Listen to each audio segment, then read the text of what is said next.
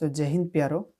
आज के इस वीडियो में हम लोग यूरोप में समाजवाद और रूसी क्रांति के बारे में हम लोग पढ़ेंगे। ठीक है, तो चलिए हम लोग जो है सो आज के ऑब्जेक्टिव क्वेश्चन को हम लोग देखते हैं। यहाँ पे देखिए, यहाँ पे क्या है कि यूरोप में समाजवाद और रूसी क्रांति। यहाँ पे रूसी क्रांति और समाजवाद, ये दो अवधारणाओं के बारे में इस चैप्टर में बताया गया था।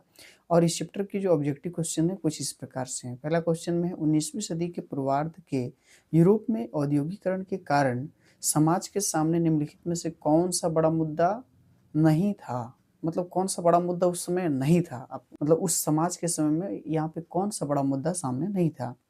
तो काम के ज़्यादा घंटे और कम वेतन ये तो था, बेरोजगारी भी थी, प्राथमिक शिक्षा, आवास और जल निकासी ये भी था। इसका मतलब है प्राथमिक जो है सो प्राथमिक शिक्षा नहीं था, उसमें नहीं था।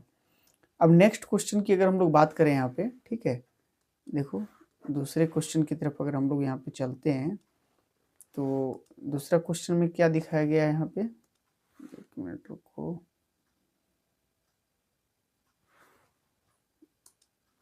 देखो दूसरा क्वेश्चन में बोला गया है क्रांतियों के पीछे राष्ट्रवादियों की क्या अवधारणा थी। तो वे जो है सो क्या चाहते थे, वे राष्ट्र की स्थापना करना चाहते थे, वे सभी नागरिकों को समान अधिकार प्रदान कराना चाहते थे। ए और बी दोनों सत्य कथन है, इनमें से कोई नहीं। देखिए वो दोनों को चाहते थे, ठीक है। वे राष्ट्र की स्थापना भी करना चाहते थे और नागरिकों को समान अधिकार भी प्रदान कराना चाहते थे। अक्टूबर 1917 से पहले रूस पर जो है वो किसका शासन था। तो जार निकिता यानी कि निकोलस यहाँ पे होना चाहिए, निकिता प्रथम निकिता द्वितीय तो गलत है। जार निकोलस प्रथम जार निकोलस द्वितीय का शासन था उस समय। किसका शासन था? जार निकोलस द्वितीय का शासन था, ठीक है। अब देखो उसके बाद 4 नंबर और 5 नंबर क्वेश्चन हम लोग देखते हैं यहाँ पे। तो 4 नंबर में क्या, 19वीं सदी के पूर्वार्ध के यूरोप के बारे में निम्नलिखित में कौन सा आर्थिक परिवर्तन सत्य नहीं है। नए शहरों की बढ़ोतरी, नए औद्योगिक क्षेत्रों का विकास, वायु मार्गों का विस्तार, औद्योगिक क्रांति, इसमें से कौन जो है सो सत्य नहीं है। तो वहाँ पे ये 3 तो सत्य हैं, लेकिन वायु मार्गों का विस्तार ये सत्य नहीं है दोस्तों, ठीक है। तो चलो अब प्यारो 5वें क्वेश्चन की तरफ हम लोग चलते हैं यहाँ पे और देखते हैं कि रूसी आबादी के बड़े हिस्से की आजीविका के मुख्य स्रोत का नाम लिखिए यहाँ पे। तो बागवानी, खेती-बाड़ी, उसके बाद मछली पालन, औद्योगिक मजदूरी। उस समय जो है सो खेती-बाड़ी ज़्यादा ये था, ठीक है। खेती-बाड़ी पर ज़्यादा वो लोग ये डिपेंडेंट थे।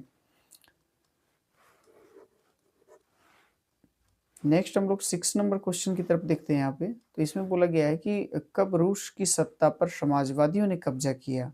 तो कब किया था? तो ये अक्टूबर क्रांति के बाद, ठीक है।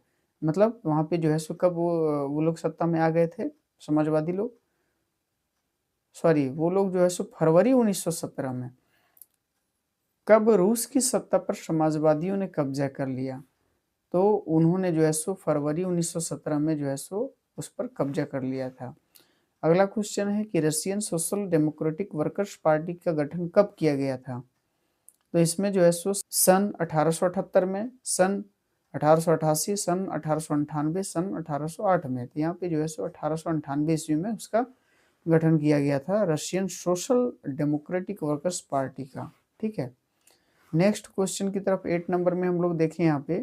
तो 8 नंबर में बोला गया है कि किस समय में रूस में जो है सो रेल नेटवर्क फैलाया गया और उद्योगों में विदेशी निवेश भी तेजी से बढ़ा। 1860 के दशक में, 70 या 1880, 1890, 1890 के दशक में बहुत तेजी से बढ़ा, ठीक है।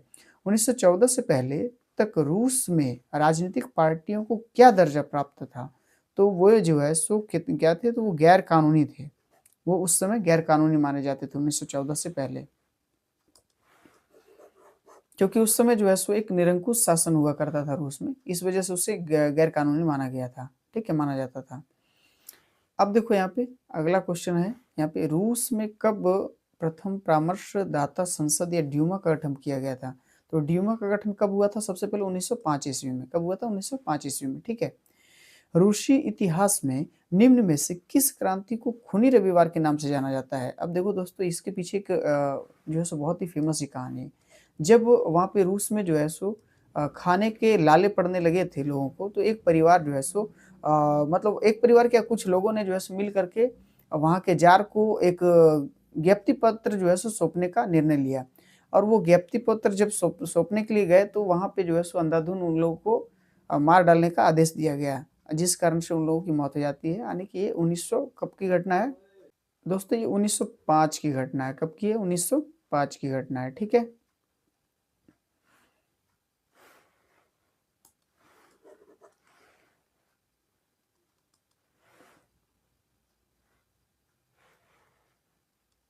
अगले क्वेश्चन में देखिए यहाँ पे क्या है कि पेट्रोग्राद सोवियत का गठन किसने किया?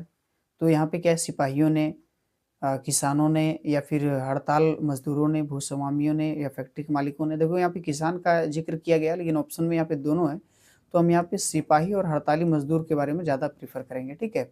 उसके बाद है रूस में अक्टूबर जो 1917 की क्रांति है उसके लिए कौन सी तारीख तय की गई थी? तो उसके लिए जो है सो 23 अक्टूबर की तारीख को जो है सो निश्चित किया गया था, ठीक है। उसके बाद नेक्स्ट क्वेश्चन की तरफ अगर हम लोग चले यहाँ पे, तो देखो यहाँ पे रूस में अंतरिम सरकार में कौन से समूह प्रभावशाली नहीं थे? ठीक है, अंतरिम सरकार में तो सैनिक अधिकारी थे, भूस्वामी भी थे, किसान नहीं थे, औद्योगिकपति भी, जो उद्योगपति भी थे उसमें, तो किसान नहीं थे, ठीक है। रूस में राजशाही का अंत कब हुआ?